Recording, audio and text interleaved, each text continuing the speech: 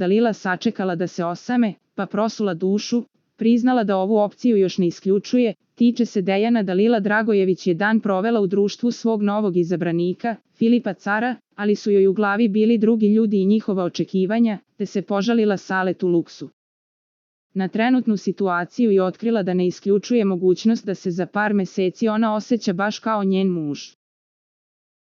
Dalila je prvo sačekala da Filip ode, te je sa Saletom komentarisala Dejanove reakcije, ali nije propustila ni da se osvrne na svoje.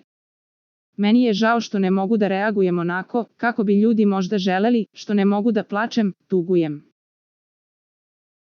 Možda ću i ja da plačem za par meseci, možda sutra, kad me pukne, govorila je Dalila. Za najnovije vesti iz realitija estrade kliknite subscribe, like i zvonce. Svaki dan najnovije vesti, zato nas zapratite.